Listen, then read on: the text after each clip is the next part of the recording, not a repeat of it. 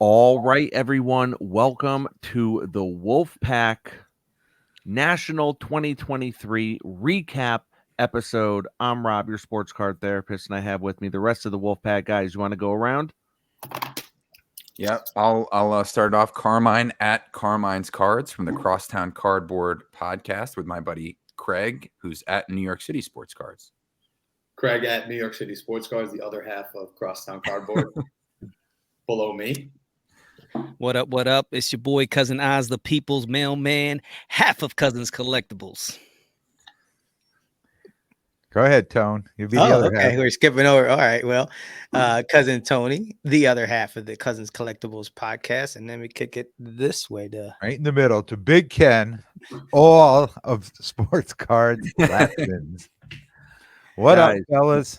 Guys, National is over. Man, are you guys feeling the National hangover, or is it just me? I texted Carmine earlier today. I said, I can't believe we have to wait another year to do this again. Yeah, I said that's the only sad part of this entire process is having to wait a year because we were on such a high hanging out together. I was telling Craig and when we recorded our recaps, all hanging out, the six of us on the two beds in the hotel room, showing off our cards, joking around, inside jokes, and that was like what I dreamed our meeting was gonna be like. It was great to just pal around like that. Yeah, it was like a male slumber party. I categorized it to my wife. I was like, you wouldn't get it, but it was dope as hell. It reminded me of college. Yeah. Right? Just reminded me of being back in college. Yeah. Everybody hanging out, having a good time. I told Carmine it felt like we were in a flow state for just the entirety of the trip. That's dope.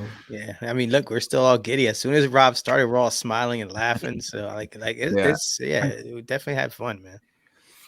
Yeah, and you know, it's like Ken said, while we were in it, and as I'm like as we're walking around like hotel rooms and hallways and different ballrooms and trade nights and stuff, it really did have this weird college vibe, except it was like a lot of middle-aged men and a lot of teenagers. It felt like, right? It's like people were either a lot older than me or really younger than me. It kind of felt like, but yeah, it was like one of those.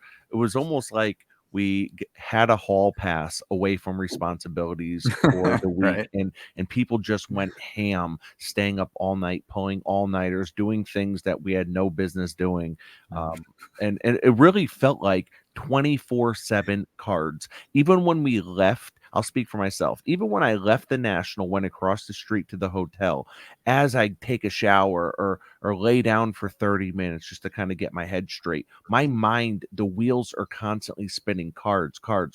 Even at the dinner, right? Even at the Wolfpack dinner at Gibson Steakhouse, it was like all we could talk about was the National. We couldn't check out for 5 minutes. Yeah, that's a good point. It's The only thing I got was getting Oz and Tony to tell me about mortgages and refinancing. That was the only talk that wasn't about the hobby. Yeah. But yeah, it was definitely. I mean, it's like you're in the NBA bubble. You're going to camp, you're coming back, you're getting your meals at the canteen, and you're thinking cards. Yeah. I don't know about you guys. I didn't think about much else. I mean, I was only there for 2 days, but I was pretty locked in during the show hours the whole time. Yeah, I was so Carmine, locked in. I forgot to text my wife at a right time, and so she reminded me about it. So I had to kind of like quick get back into husband and dad mode, and it was like, okay, I guess I got to worry about that a little bit. But for the most part, 99% of the time, it was just straight focused on National, the people, the cards. Oz, I feel like you're always in the doghouse. I am, bro. I don't know if Tony, am I onto something? Tony can back me up, bro. Tony, am I? Listen, I will let you know that there was a lot of damage control at the Cousins Collectibles headquarters all weekend. So next year, Oz needs to set alarms on his phone, Mm-hmm. And then do whatever it is that he needs to do so that he doesn't have to spend the wee hours of the night. Dude, I even tried preemptive strikes and they didn't work. I'm like, okay, it's 8:30. Let me send that preemptive text to make sure I'm good, and it still didn't work. So I what it is. That 1 hour there. Right. that 1 hour gets you in trouble too, right? Because That's you're like, what it "Oh, I is. gotta call home," but, it's only 10:30. I'll do it at 11, and then you're calling, and then you're waking them up, and they're like, Yeah. "Why are you calling at midnight?" And I'm Yeah. like, "Oh, damn. You did Sorry." it right, Ken. It was like every night, right after dinner, before any trade nights, call the lady, check in for 15 minutes, half hour, bam. Yeah, So I see was that. taking notes Well on that well, on it's about top of the it card. was more like 6 minutes, but See that Ken is an experienced player, bro. Yeah. I was still learning, bro. He's Yeah. still messing up, but Listen, uh, we're sitting here rubbing two sticks together. Ken has a grenade launcher. He knows exactly what he's doing. He's got every alarm set. They're all the alarms are in his head too. yeah. So I'm curious, guys, and Tony, we could throw it to you and kind of go around. What was your biggest takeaway? What was your biggest takeaway from the national? Probably that the power of community and social media is real. I mean, somebody drops just the slightest hint of, hey, this is going down at this place. And with a snap of a finger, people are all up on it till the wee hours. And not even so much, even, yeah, the train nights happen, but there was other stuff where people like, hey, we're at this bar or whatever. And then boom, it gets flooded with people, hobby people, whatever it was. So that I'm like, man, like it when you have in the way that Rosemont is laid out, where all the hotels are right on top of the facility, it's pretty easy for that to happen. I'm hearing Cleveland's a little more spread out. I'm not 100% sure how that'll all work out, but that and then the Saturday at the end of the show, we're walking out, and there was a trade night broke out in the lobby, all because some kids started, and before you know it, there's 100 kids or people with their Zion cases open. It looks like you're manning a minefield as you're trying to walk out of the show. Show wasn't over, man. It was just getting started. Those people are not. They're like, you're not shutting us down. We're just gonna keep going and going. So, yeah, the power of community was. I was like very impressed by that. I can say even at the very end, Carmine and I, we closed the place on Sunday, and then we loaded up the pallet, and we had to wait an hour for this guy to go get a truck and come back. Yeah. It was a long time. So it was like, all right, we can go. It's 2 hours later. It's like 7 o'clock, and we're walking out into the hall, into the main lobby of the convention center, right? And it was just mobbed with people all on the floor with their cards out. Right? It was just unbelievable that even though the national has officially ended, 2 hours later, there were still people out in the lobby with cards all over the floor, just trading. It's amazing. That is wild. Yeah, it's pretty crazy. This whole thing about the hobby dying, that is false. This hobby is alive and well. Um, Your eyes, this real quick. Hold yeah, that thought. It never died. You know who died was the dudes that were just jumped up in here to make a quick buck. They're yeah, dead. Like yeah, this has been here. Like this never went anywhere. It just blew up. right. You know what I'm saying? Like those are the guys that are saying that because everybody Yeah, else is cool. because it was just too easy back then with Yeah. the whole rise of the hobby and the way the cars were just going up and up and up and up. So anybody can make money. Then when it became hard, they were like, "Oh, okay, on to the next one." So the people that are real collectors, the dealers, the guys that have been here forever and a day, it's a way of life, and you could really tell that with everybody that was there. um it just wasn't about cars. Like you said, the community was just amazing when it came to the people. So when I think about this national, it really boils down to that, just building these bonds, especially with you guys. I mean, it was unreal. I didn't think I could get this deep with a bunch of gentlemen. But I think we've gotten there, and I've learned things about Ken that I didn't know. I've learned things about Carmine and Craig. You're the Mac, you know what I mean? And then Rob, he's just the guy behind, Craig working all Mack. the magic. So it's man, it was just amazing, and I can't wait for next year already. Craig, how about you? Biggest takeaway? Just a reminder of how much fun cards in this hobby is. I had fun. The 48 hours I was there wasn't a second that I wasn't just having fun. Hanging out with my friends that have a shared interest. And when I went to the wedding on Saturday, people, it came up in conversation. I flew in from Chicago. What were you doing there? You know how I do the trading cards. It was the the world's largest Nerd convention. alert. But I mean, I'm fully embracing it at this point, and someone will be like, "Well, how was it?" I'm like, honestly, it was lit, and it really was. Like, it was such a fun 2 days, and part of that fun is hang with you guys. But for me, my whole life it always has been the cards. So the euphoric feeling of searching the room and finding the stuff you really like, it's like a sense of accomplishment. I've been staring at my 7 pickups hourly since I got home, so there's that element of it too. So yeah, it all just boils down to fun. There's definitely moments in the last year, 2 years, where you get like hobby fatigue. You're like, I don't know, like, can I continue this at this rate? And then going to the national just brought that euphoric feeling all up again. So feeling great about being a hobby participant right now. It's fun. Love it. Yeah, and I think, for me, it felt like I had a very, very similar feeling right after this national that I had after the national, after both of the last 2 years nationals, Rosemont, then Atlantic City. I felt re-energized. I felt razor focused, and I felt like I know the direction I want to go in with my hobby experience. And really, it's the same direction I'm going in now, but I think it's just kind of like tightening the reins a little bit, because what happens is I find myself like going down little lanes and finding little mini PCs, but the mini PCs are usually never mini, so it ends up turning into something bigger, and I kind of lose sight of what I really, really want.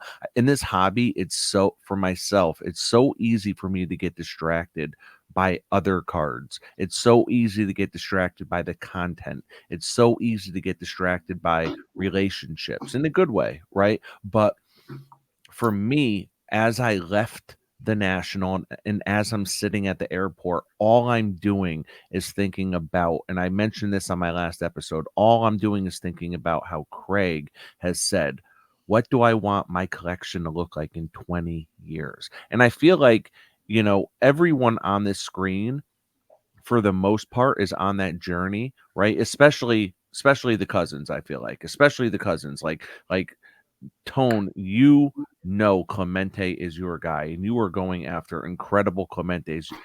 You have a one of one Clemente. You have the Clemente rookie. Oz, you have the Michael Jackson. You have the Allen Iverson stuff, and it's like, and I feel like I know where I want to be, and it's just about kind of getting refocused and kind of like Craig said, recharged. Yeah, I agree with that 100% too. And the community piece. And I was talking on our podcast about the power of trading and how these massive shows lend themselves to trading. So I touched on that in our podcast. So I figure maybe a different takeaway, because there's at least 10 I could probably rattle off, immediately, is the awesomeness of the WolfPack, which sounds cheesy, but hey, we're the WolfPack. We're proud of it. And the fact that, especially you guys who organized the trade night on Friday, having everybody come, having t-shirts, having the cards with our names on it, with autograph spots, which I have to try to collect that rainbow, if you want to call it that, was just such a great sign of our group arriving to a certain level of like, here we are. We love the hobby. We want to have a space to bring people together. And then when all those people showed up to enjoy with us, that was like, to do it at the national, especially you guys. I mean, I was just pretty much along for the ride and there to get, PSA sleeves if we need, or get coffee and do the rookie duties as the young guy. Back to being an That was intern again. clutch, though, Carmine. That was clutch in the moment when we enjoyed that. needed someone to come through with something. You were there. I can do it. The rookie duties, which I'm excited about. But the cards we got, yes, but also to put on that event and have a lot of people turn out for it, and also several of us make fun, big deals at that event too. That was like, wow, this is, I got my Brady Quinn auto at that. Yes, with Eli, but Eli is the main. you know, with Well, Vince Young. yeah, but like, you know, one thing I was thinking of, and I mentioned this on the podcast. I think I mentioned this on recap 1 and 2, so why not go for the trifecta here? But I think something that I don't know if you guys thought about this. I know I didn't. When trying to organize the trade night, right? I'd be lying if I said there was no ego involved there, right? Like I knew I wanted to be part of a trade night at the National. Like ego involved, right? But after looking at the way everything went down, first of all, with it being a raging success, that was the cherry on the cake, right? But no one would have had the foresight. There was no way to know that the pop-up trade night, the pop-up spot at the Lowe's Hotel, which was right next door, that was like the spot for an impromptu trade night for the entire week, right? But it just so happened that on Friday night, it got shut down and the cops got called and everyone had to move out of there. And because we secured a space, the trade night was able to continue for all, regardless if they were there first or not. Now, what I found out later was Carmine was actually the one that called the cops to get everyone to come over. Clutch. Tripped the alarm. You know, No, hey, but you know what I mean? Like no one would have known. Like it was just really cool the way everything happened, you know, and it was amazing to just be part of a crazy event like that and like maybe get a tiny little check mark on the huge balance sheet that was 2023 National. Yeah. It was very professionally done. It was very classy. And as I alluded to on our recording today, it felt like a very inclusive event. Like from the get-go, you saw a lot of different groups of people that we were saying, kids, couples, people of different backgrounds and everything. You could tell that. And I think that's a good representation of us as people. And Iowa Dave said it best. It felt like a party or a celebration. There just happened to be cards involved. And I think that's a great thing. There was a ton of females there, which I didn't expect. What is that? No, I'm just saying, like, you I know, when it wonder comes, why Oz is always in the doghouse. No, no, no, no, no, no, no, no, no. See, don't get He's it like, yo, the twisted. girls came out. No, I'm just saying Erica, Love What You Collect, showed up with her friend. Nah, definitely. There was kids, you know, the moms were showing up, Shout out to bringing their kids. Erica. So it was just, see, there you go, trying to get me in trouble, Rob. No, but honestly, like I was just surprised to see that amount of women, and they were comfortable. You know what I mean? And we Yeah. had created that environment where they were comfortable coming in, whether they were letting their kids, you know, run wild because there was the cash bar and they can go ahead and get their wine and just chill, or you know, they were actually you know, either Pokemon collectors or regular collectors, and they felt comfortable in the environment that we had created for them with the music playing, and it was just that atmosphere, and it just gave everybody that comfortability that I thought was pretty awesome, you know. So you know, nothing you know, that what Rob's alluding to was more so, you know, with the hobby, sometimes it's a male dominated hobby, so to see that many women in one space, I called it like the Rainbow Coalition. It was just anybody and everybody, any color was welcome, 8 to 80 men, women. It just worked. And one thing everybody overlooked, but everywhere we went all week, it was hot. It was hot. It was hot everywhere. Elevators, you know, lobbies, and the convention center. But that room that night had the AC going in that trade night room. You know, that was Yeah, I shout out to Tony for making sure he got to the I know. manager to open up the the AC there and turn it down as low as possible, because we knew all that those once that people. place got packed, it was gonna be hot. Yeah. Uh, And yeah, dude, I mean, I told you I didn't know what it was gonna look like, but that was definitely a party with cards. It was, I guess you can kind of say. Super proud to be a part of it. Can't wait to do it again, bigger and better. mm, You know, or maybe not bigger. I don't know. That doesn't always mean better, because we just had a conversation about the size of the national, and was bigger better? You know, not sure, but nah, man, it was great, man. Fun to be a part of it with all you guys. And man, I told you, I mean, the cards that we got were cool, but I was so hyper focused on that. and making sure everything was cool. For some reason, we had reserved tables, and I went outside and did an interview, and I came back, and those got overrun. So next year, we're gonna have to try to figure that out a little That better. was probably my bad because Thanks. so there were like 2 reserved tables there, right? And people just sat down at them, started pulling out their cards, and then they looked at me. They're like, "Oh, reserved. Is it cool?" And I'm like, "Yeah, it's cool." Like, Yeah. what do I say? Yeah. And No, then you should have been like, yes, for you. yeah, Right. Yeah. We'll have to figure that out next time. Maybe make either who put were the spikes. tables reserved for? Well, we just had some people that we had invited that just wanted to. I mean, it was all good because Yeah. some came through, but I mean, eventually it turned into a party anyways. But just I just had that there set up, even for some of us, if we wanted to sit down and set up, and you guys just ended up being all over the room anyways. So just something that it was set aside, but it was all good. I actually want to ask you guys, and I guess Carmine, we can start with you. Well, actually, you didn't go to last year's national, so I guess I'll go to Rob. So everybody else was there. What was one thing that you guys either didn't like that happened, or you did, or whatever at last year's national that you were like, this is not going to happen at this one, and I'm gonna, for whatever it is, I'm gonna try and have a better experience with it. Like I'll tell you mine. Like mine was like, I made sure I hydrated a lot more. My voice is good. Last year I lost my voice completely. Like it was just something simple as that. So just Rob, what from last year to this year? Well, I think one thing that I noticed was I think the one thing I want to improve, and this is something that I talked about an episode or 2 ago as well, is that I think one thing I just want to improve on is I want to be able to walk it again. I want to be able to fully walk it. I was feeling serious FOMO when Ken and I were sitting behind the booth and Carmine and Cousins are like, "All right, guys, yeah, we're about to go out for lunch."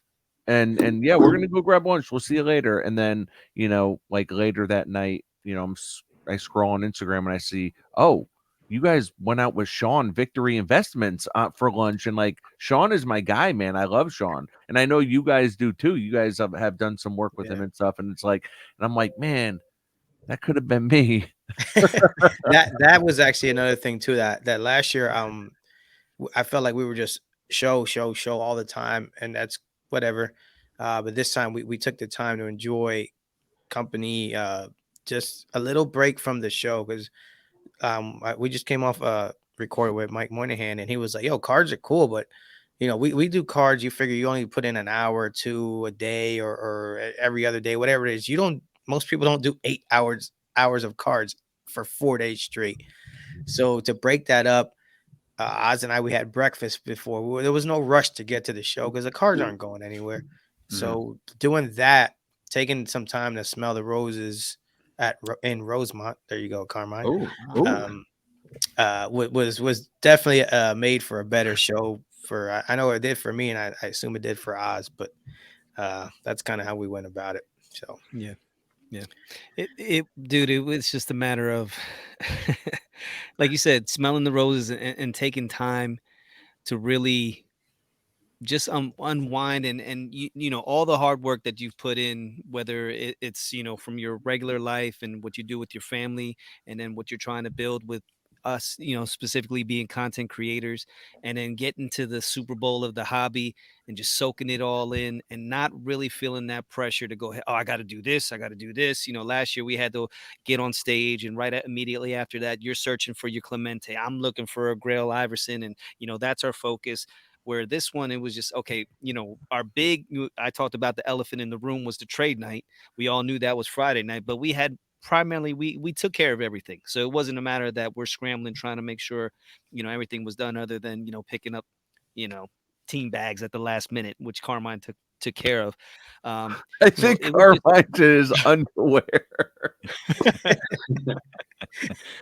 No, he's rocking. No, some he's shorts. in basketball shorts. Yeah, he's rocking- This guy all weekend is trying to accuse me of some debauchery that I'm not a part of. He's making up stuff. Rewind the tape. Maybe it was the green funny. screen that He's made it look slandering like my name in person and now for the public.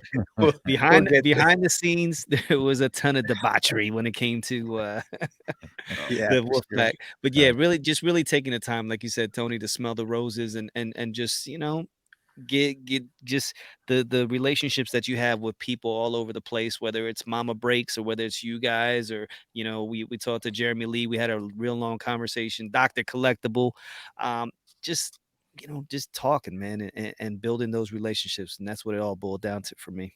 Yeah, Craig, how about you? I'll save Ken for last because Ken really knocked it out of the park. Oh, yeah. Ken is the wisest as well. I think if I could do it perfectly, it would have been 3 days. And just as you said, take some time, like enjoy the city, take a break from cards. I kind of feel like I have to go all in on the cards. I don't really get to too many shows. I can't do it while I'm coaching. So I know this is going to be the 48 hours. This is going to be the best chance I have to pick up stuff that I really love. So when I think about what to improve on, just from the card standpoint, part of me does like to just search randomly. I go into this aisle, I go into that aisle. You don't know what you're going to see, but maybe a better layout and organization of the map of where to find what. And an idea I've seen thrown around is organizing by type. So I know a lot of vintage baseball was together, but what if even a little more specific than that? Here's a soccer section. Here's a ultra modern football section. I even had the idea. I was thinking about the layout of our trade night. We had one ballroom, right? And there were multiple ballrooms. Am I right there? Imagine that's a whole hallway, but each room was like a different type of card or a category to trade for. The ideas are just flowing now as I think ahead.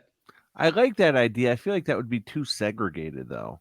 Possibly. Like I like the idea of walking up on super modern basketball and being like, ooh, but if there was a vintage section, I probably wouldn't step foot in super modern basketball. But I'm not mad at it. I'm just saying, I hate it. Because there's just certain people. Nice, it's okay. I appreciate your honesty. You're a good friend.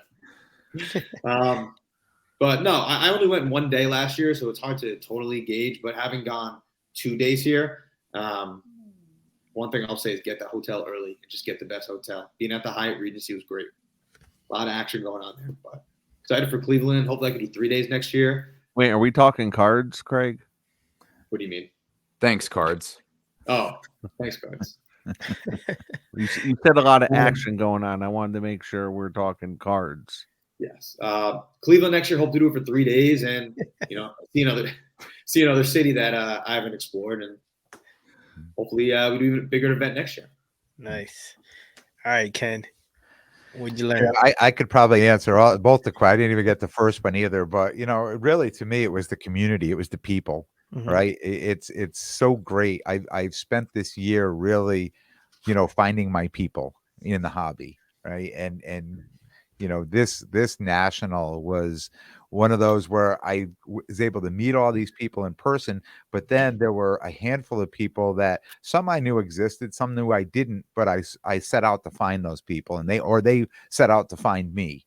Right. And it was just unbelievable to be able to connect with so many people in the small space that I'm in with, women's soccer and women's basketball and things like that. So, to me, that was, one of the best parts of just being like a dealer at the hobby. I think differently than Rob. Rob wants to get out and go. I like being behind the table. I like to, so, it was good for me to, run around and, try to, see and meet as many people as I could that share the same space as I do. If I would have done it differently, I'm already planning this for next year, for Cleveland. I've never been to Chicago, right? So I was a little envious when I was leaving, Monday morning, and Carmine's like, I got the whole day, to go into the city, and I'm not flying home till night. I would have either come in a day early or gone home a day later just to go spend the day in the city because I've never been there. Next year for Cleveland, I know it's close enough to drive.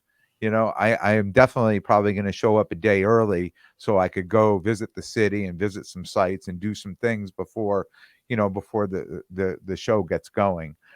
And one of the other things, I changed so much about what I did in Atlantic City. Probably everything that I did in Atlantic City, I learned so many things that going to Chicago, I changed so many things to make it so successful for myself.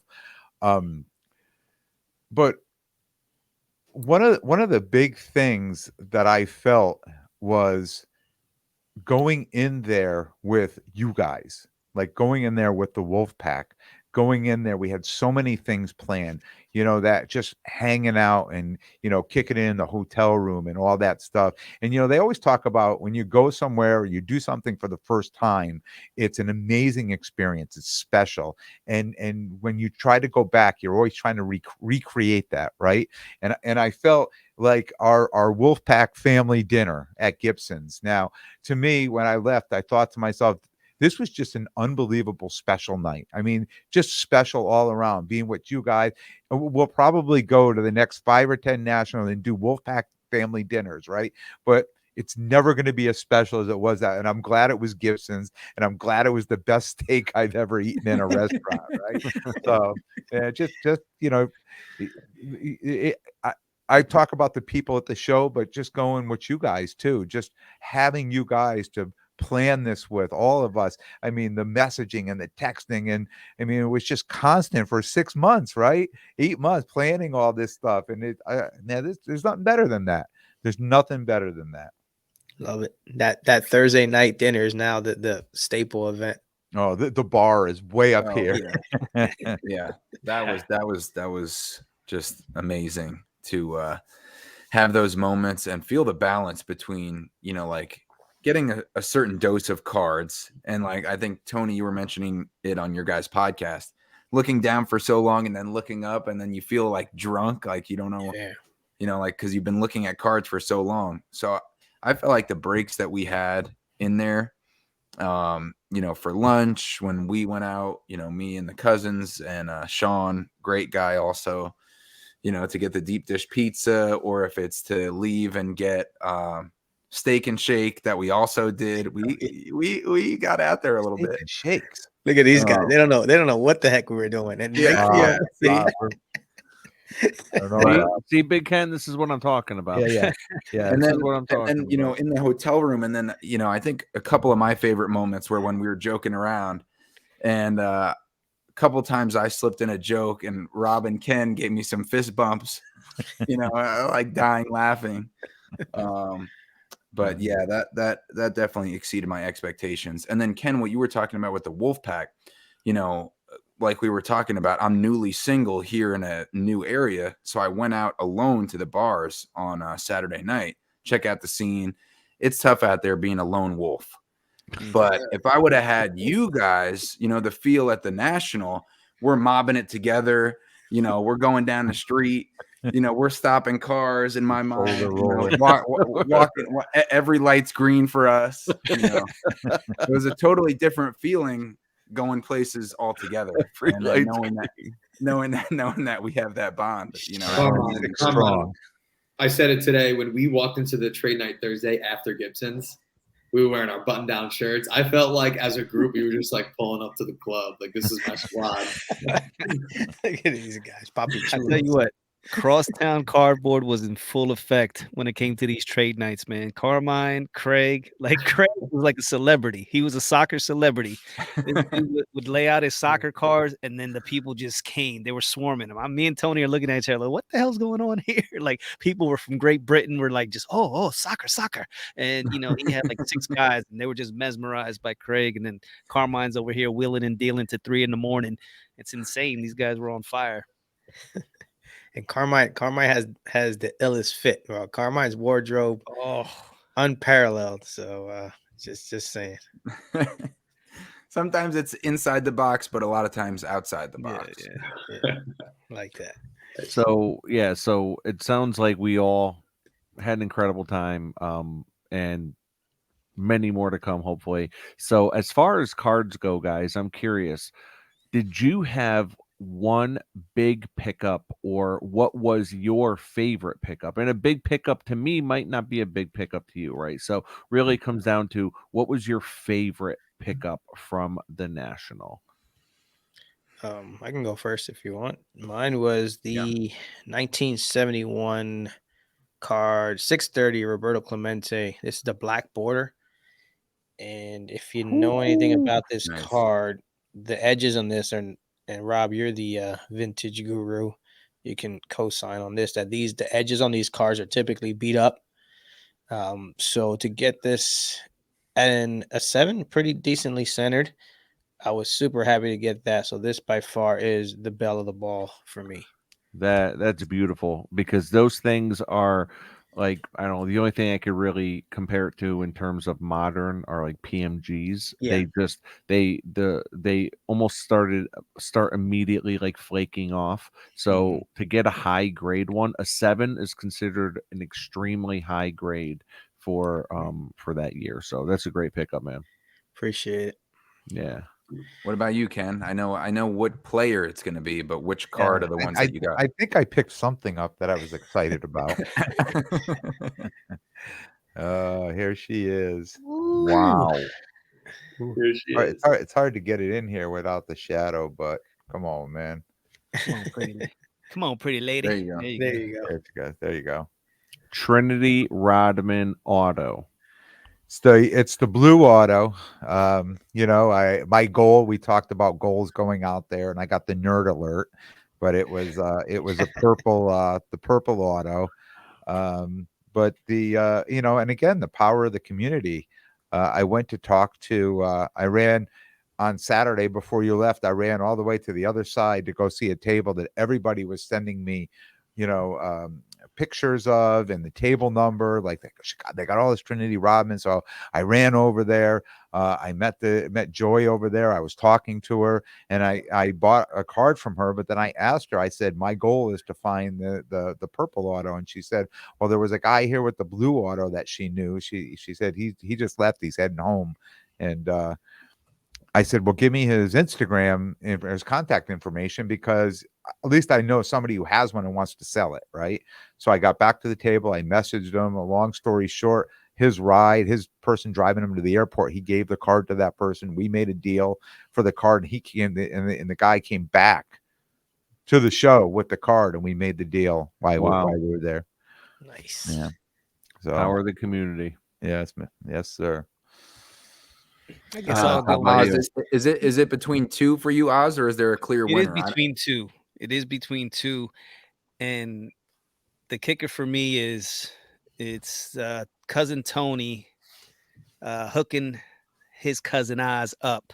So Hold a on. while back, cousin Tony had picked up a card that I was super, super jealous of. And this was the Dunkin' Go Nuts, clear as day, Allen Iverson, Gem Mint 10. These, Wow. these acetate cards are just sick. The shine is great, but the fact that Tony had picked this up in a Gem Mint 10 and for it to be crystal clear, man, I was kind of heated. I was upset because that was one of my grail cards that I was looking to get. So for Tony to have it in his collection, I'm not gonna lie, I was a little, I was upset. So I left it at that. So Tony brought it with him, and I my biggest fear, I felt comfortable knowing that this card was in his possession. But then at any point in time, it could be a wild card where he could just, go ahead and sell it, for 1,500, 2,000, and then just take it and flip it into a Clemente, which I know he had every intention of doing. So Saturday, I brought 12 cards with me to go ahead and sell, anywhere from 150 to $400, were the prices of the slab. So my whole intention was to sell those cards to get a couple bucks to buy into something, not knowing that Tony was going to be like, yo, instead of me selling to somebody else, why don't I just sell it to you? And if you give me what I bought it at cost, it's yours. So Wow. so that gave me the incentive. I was at like $600, and then that night, Friday night, I surpassed it the night of our trade night, and so the very next morning we went out to lunch with Victory Investments, Sean, and Carmine, and Tony was gracious enough to go ahead and give cousin Oz his older cousin, his elder cousin, the one he loves so much. And I was able to go ahead and add this puppy to my collection. So, And this is shout out- only a pop 20. Yep. This is Yeah. only a pop 20. And Tony, I'm not sure if you knew this, but there was actually a comp that just popped up from last week on this card, 3,500. Nice. I should have ripped his No ass way. off. No, I'm kidding. I was gonna say because I looked that up to try to get in on your deal. No, but listen, Wow. phenomenal card, man. That is great. And Oz, you got one more? Yeah. So this one then was the 1997 Ultra Stars Allen Iverson Gold, which I had to pry away from a gentleman, a dealer that wasn't really too interested in dealing with me. So cousin Carmine gave me the tools needed. He gave me the pep talk, gave me the strategy, and I was able to go ahead and get this away from the evil dealer that was there trying to keep this away from cousin I Oz. couldn't believe it when I heard your podcast and I heard you talking about how the guy basically was like shunning you. I was Yeah. like, what is going? That's nuts. On a $2,000 card. Well, he had a lot of high value cards, but still, you would think that he would be a little more. Right. But most It was- of he the guys had it- were more welcoming than that. He had it at 2,500. So Carmine's like, listen, he has it right at comp. So the last comp was 2,500. But then like the 4 or 5 before that was right at 1,500. So Carmine's like, listen, go right in the middle, hit him up with 2 G's. He should take it. So I went in, boom. I told him 2,000. He was like, yeah, I can't do that. And I was like, he goes, let's do 2,250. And I was like, how about I do 2,000 and one of the cards that I had, another Allen Iverson Golden Touch. I threw that in there. The comp on that one was 400. So, I went over a little bit, but I paid him, the 2,000. And that's when my PayPal was acting up. So that's when I went into the whole Key and Peele and was sweating, waiting for this guy to be like, nah, you know what? Just let's not make this deal. Let's just give me that card back. Yeah. I'll tell you what, it was fun watching Tony the Voyeur here. It was fun watching Carmine talk Oz.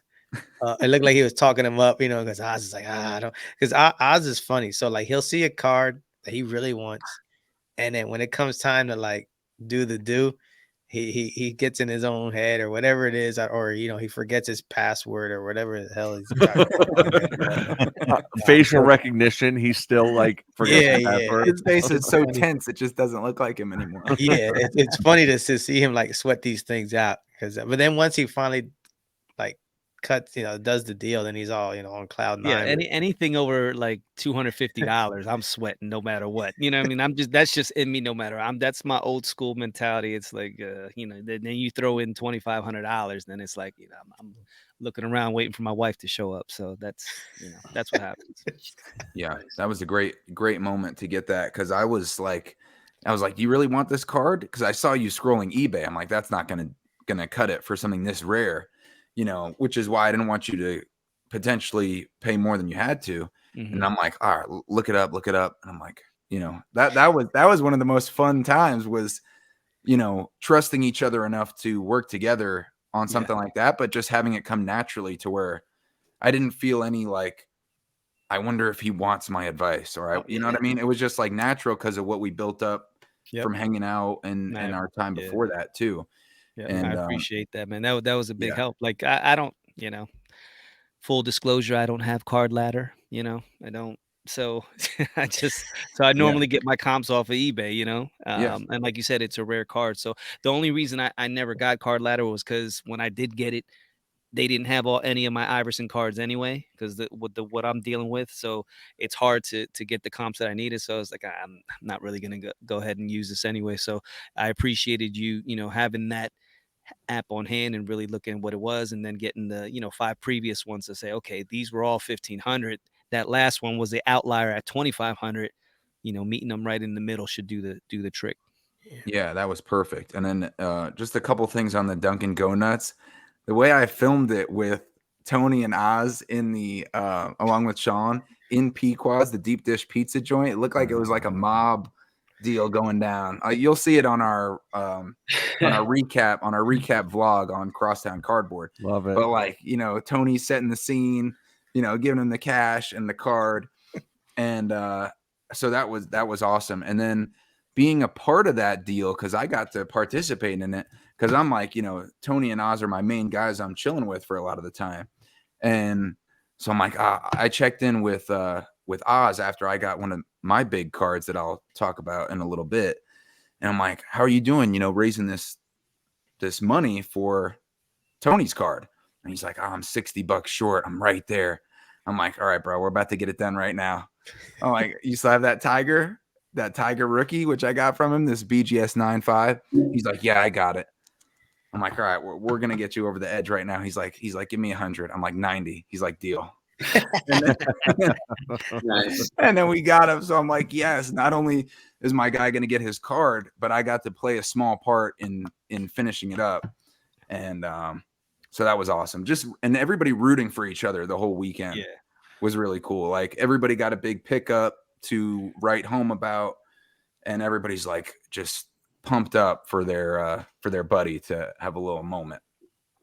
Yeah, Sure. no, well said, man. That was awesome. And I think, Carmine, you just kind of breaking down that situation feels like it really summed up the overall vibe. I think probably not even just for us, but I think all the crews, all the people that are out there, all the people that went there to go meet up with friends and Yo. whatnot. It's just like one big camaraderie, What's in Carmine's screen?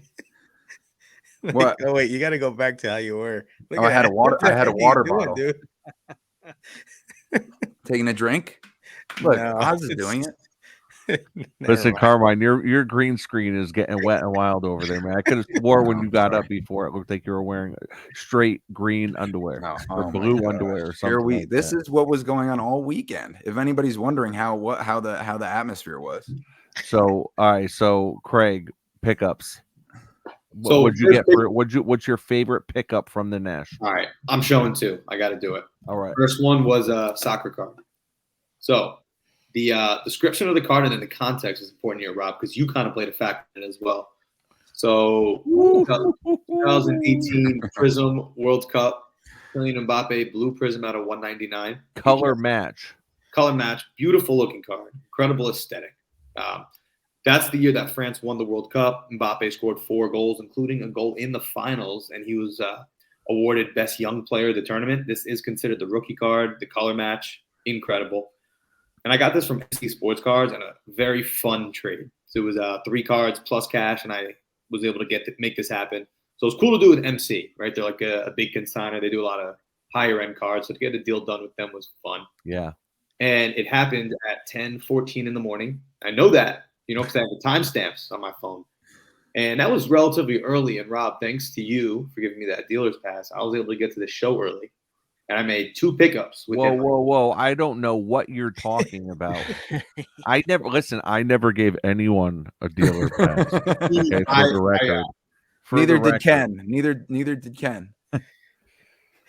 Craig's like, thankfully he smuggled in that alcohol and for the little kids. Oh my gosh. Wow. Yes. So anyway, back to the card. So you got that done before before general admission. No, this was at 10:14 a.m. and I have the photo proof of it. That's awesome, man. Anyway, so love this card, and the story does not end because I'm actually meeting with a buddy tomorrow on Long Island, and he's going to try to cross this over to PSA for me. Wow. So you're hoping for a PSA 10. If it gems, it pretty much doubles in value. And someone said, I think it's a crossover candidate, so I'm going to roll the dice. I'm not going to crack it. Just going to send it in as is, minimum grade. If it doesn't cross. You got to crack that, bro. I thought you were going to break out the Kurt's card care. No, because if it 9s, then I'm taking an L. So, yeah, I thought this was true. Yeah. But so we'll see how that turns out for me. And then my favorite personal card, being a Knicks fan. I mean, oh my gosh. Charles Oakley, 13-14 flawless. Obviously game worn. Look at the R. The R from New York. Out of 5, emerald. Jeez. Yeah, I came in looking for some Knicks chunky patches, and here we are. That is unbelievable. Love this. The Oak, the Enforcer. Yeah. Nice. Wow. Definitely my 2 favorite. One like more of a higher end ultra modern soccer, which I like, and then the personal touch with the Knicks. Very happy with both. Wow. Those are great. What about Yeah, you, Rob? so I'll go because Carmine's I think trumps everyone's. So I talked about this a little bit on my last episode. The 2 cards I was going for at the National coming there, I said, you know what? I want to pick up my forever 57 Tops Bill Russell rookie copy. I've owned 2 already. Neither of them were my forever copy. And, so I'm looking for that. And then also I've owned 2 52 Tops mazes that I moved. And, so I wanted either Bill Russell or a maze. And on Saturday, a 52 Tops maze walked up to my table and I wound up with it. This thing is perfectly centered. I'm absolutely in love with this card. And the crazy thing is, it was done in a deal from a guy who is from Connecticut. He lives like 10 miles from me. So it took Wow. having to go all the way to, and I've never did a deal with him before either. So it took us having to go to Rosemont to close the deal. And since everyone's doing 2, or most people Here, hold on before you show your second one. But it's interesting that you got this card from a guy who lives 10 minutes from you in Chicago, and Oz got his Grail card from a guy who lives 10 minutes away from him. Nice. You guys didn't even have to go to Chicago to get your Grail. I You could have know. stayed home for that. We could have saved money on the flight. Yeah. Go ahead, Rob. Show your second. Yep. So the next card, this guy comes up to my table and he has 2 of these identical cards. It's a modern card signed on card auto. He had 2 PSA 10s. One was a 10-10. One was a 10-9. I looked at the autos. He looked at the autos. They are identical. There's no reason one of them should have been a 9. One of them should have been 10. I mean, identical, not a single streak, whatever. So I said, you know what? I'm going to apply my vintage buying prowess to this super modern card, and I'm going to buy the card, not the grade. So ended up picking this up 2008, and this is one of my favorite images of all time of Eli Manning. 2008 Topps Chrome gold refractor at a 199 on card auto. Gold with a gold paint pen as well. So it's a gold refractor with the gold auto as well. And that was from the Super Bowl, right? That picture? Yep, that's the image. That's the final snap from the Super Bowl 2007, when he beat the Patriots for the first time. Wow. That's a great card. That really pops. Yeah, thank you. Yeah, I'm in love with this card. So those are probably my top 2 pickups, and not to mention my Brady Quinn sticker auto that I got from Trade. Carmine talked me into. Carmine seems to be talking a lot of people into spending their money. That's what. No. For Carmine's good like, reasons. Tony, come here, man. I found this comment for you. For good reasons. Yeah. All right, so Carmine, you're up. All right. At first, I also got 2, but I added an honorable mention, which is this, just because I think these 3 separated themselves from the ones I got elsewhere. This Magic and Bird dual auto, no sales in the last 6 years on Card Ladder. What? It's commemorating their 1979 NCAA championship game, which Magic won, of course, and then started off their incredible rivalry. Still the most watched championship game ever. Now you're going on 40 years later. So dual auto on the hard court. That's a huge card. Anytime you get those 2 autos on a card, that's a big card. Yeah, and on card. So that was a full. I traded into that on Saturday. I really want to know I really want to see what the next one you're going to present, because in my mind, I'm not sure if I know what you think your biggest pickup, like what's your favorite pickup, because they're both so identical to one another. Yeah. I mean, in terms of importance. Yeah, no, I'm holding both of them right now, and I don't know which one I could tell you is my number one. But I guess one is they're 2 different lanes.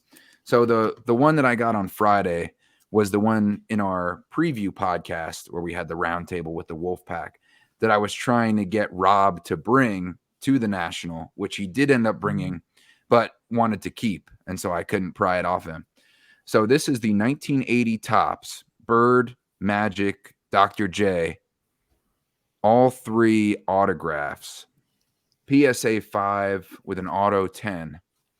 And Rob got a picture of me looking at it under the lamp in the hotel room after getting it, and the WolfPack trade night that I got it at. And I cannot believe that you got that. Of all places, you got that at the WolfPack trade night. How awesome is that? I mean, listen, I walked around. I think I did a quick video and I posted on Instagram of like a 20K deal going down, like right there at the table, like cash everywhere. And then here you are picking up this triple auto at just the kinds of cards you never know. That's why participation's required, right? Like not even just because it's our trade night, just anywhere. You can walk into any trade night, any kind of impromptu trade session. You never know what people are going to be pulling out of their Zion. Nope. And the father-son had their cards spread out, and I saw. Is this the guy you ripped off? Oh wait, no, that was the old guy. Oh my gosh! Don't start this again. Scratch that. We'll edit that out. We'll edit that out. That's for part 2. Both sides were happy with the deal. So this one, I was looking at it, and I'm like, those aren't 3 autos, right? And then I saw it, and I'm like, oh wow, they really are. Let me ask you, did you have that moment that I talk about having a lot when I say this guy doesn't know it, but he is not leaving with that card? Did you have that moment? Well, once I find out where they are on it, like if it's a reasonable price, then I have that reaction. But we were finding that, and me, Oz, and Tony were walking around, and we were finding that on the rare cards, people were very high, at least from what I gathered. Yeah. You know, like a 1-of-1 logo man, maybe a dual auto with MJ and LeBron and stuff like that, or an exquisite limited logos. From what I saw, the prices compared to comps were usually quite high. So I didn't want to take for granted that this card was going to be fairly priced. But long story short, I traded 5 cards plus 600 cash into this triple auto. And Tony was watching over my shoulder the whole time. And I closed the deal, and Tony is like right there. And I'm like, I noticed that he was watching. But then we had like some time. I don't even remember what our reaction was. I just remember Tony was hyped. And he was like, dude, let's go. Let's go. He's like, I'm so excited you got that. So that was the WolfPack trade night on Friday. And then the final one is the Thursday pickup that I got, which is this Larry Bird flawless patch auto 1-of-1 game used patch. And Rob, you were saying you thought it was a little bit sweaty. Actually, I think all you guys said that. Yeah, I think we all did. We all looked at it and said there's like a brown tint to the white. Like that's wet. Like yeah. Dude, so that patch is incredible. Yeah. So, and I mean, it's the max number of colors you can get on his patch at that time, which is 2. And not as colorful as Magic. So with the on-card auto 1-of-1, that actually made the show. When I got this on Thursday, I'm like, wow, my show is good. I got a pickup, the quality of which I was looking for. I'm good. And then after that, a day later, I got the triple rookie auto Magic Bird and Irving 1980. And then the next day I got another dual auto of Bird and Magic. So, and the funny thing is, those are around $10,000 value of cards. And I was mentioning this on our podcast a little bit earlier. I traded $9,000 worth. I only came out of my pocket for $900 to get these 3. So the power of going to a big show and participating in those trade nights, I think is huge. And, off and having decent cards that people might want that they can then turn around and sell. Wow. That's beautiful. That's awesome. Well, we are coming up on an hour, gentlemen. Before we wrap up, Any closing thoughts on the National, the WolfPack, the future, anything? I wish the dance floor was in effect for Oz to actually break out the full Michael Jackson, because we got a little taste of the leg movement, the vibe. Listen, And that was like throwing scraps to a bunch of lions. The room was ready. The room was primed. Yeah, I wonder why. Jeez.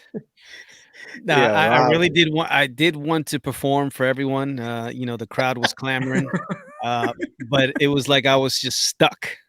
Any movement I did on that rug, it just wasn't happening. With Mike, you got to have fluid movement, and I didn't want to look like an idiot, so I just had to cut it right then and there. Rob did a great job of editing the dance moves, so it looked a lot better than it was. But wasn't able to. So maybe, perhaps, you want a closing statement.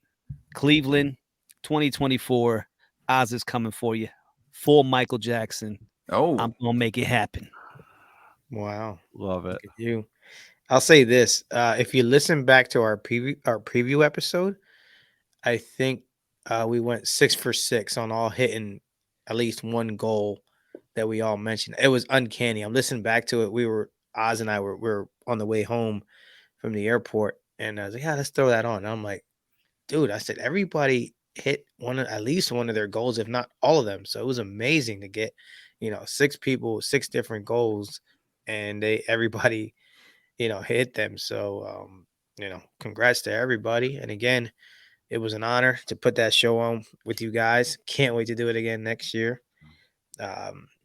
Bigger, better, badder. There you go, Oz. There you go. So, Craig, how about you? Yeah. I'm excited to see what next year's WolfPack event could be. You are all great, genuine people.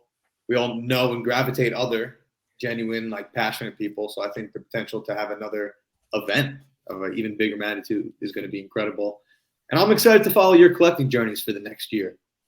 It's going to be, we're coming down on this high, but soon enough, it's going to be back into the hobby day-to-day grind, whatever that means for each of us. I know Ken's like loaded up and ready to go for football season, but continuing to follow your journeys and grow as friends and as individual and group within this content space here, I guess. Hey, Craig, listen, you got a full year, so make sure you get the plans down. You're coming for more than 2 days this time. So tell your friends, no weddings. If you want to bring wifey along, bring her along, so there's no issues with that. But I need you there more than 2 days. That's the plan. There's no way I can have a third wedding in a row in Albany, the national weekend. No chance. All right. Don't say never. Yeah, and I guess just kind of echo what Craig said. I'm 51 weeks till the next national, and I'm looking forward to seeing what the next 12 months in everyone's journey brings. The planning starts now, right? Now we start planning for Cleveland, and just start working on we set the bar. I gotta say, we set that bar high. I mean, right out the gate, we set that bar high. So we got to make some moves this year to keep it going higher and higher. Right? There's no time to relax. Just got to keep on pushing. Yeah. And my closing thing would just be to say how great the hobby community was to witness at that stage in person, all of us together. I remember exchanging looks with some of you guys at the WolfPack trade night. Like, can you believe this is happening? I think Tony was like, Carmine, pretty good, turned out pretty good, right? So, and that was a big thing. And then knowing that, especially you guys who set it up, but that we're capable of something like that. We're capable of picking up these big cards, of making these friendships, and the hobby spirit and the childlike joy. I was riding on the shuttle to the airport from our hotel, and a guy's like, "Oh, were you here for the national?" And I'm like, "Yeah." He's like, "Oh, what'd you pick up?" And I'm showing him what I got. He's showing me what he got right on the shuttle to the very last moment, leaving back to the airport. So just that enthusiasm and camaraderie on top of the cards was really a cool thing to see. Yeah. Nice. Yeah. Very well said. Very well said. Well, guys, it was a pleasure. Thank you very much. 2023 national recap. And I guess that's it. So, shameless plug real quick. Don't forget Carmine and Craig have Crosstown Cardboard podcast. Tony and Oz have the Cousins Collectibles podcast, and Big Ken with Sports Card Lessons podcast. Myself, Rob, sports card therapist. So thank you very much, guys. And yeah, I guess we could all do our sign outs. Take care of yourselves and your collection. Be good to yourselves and everybody around you. And as always, keep focused, keep positive, and keep collecting.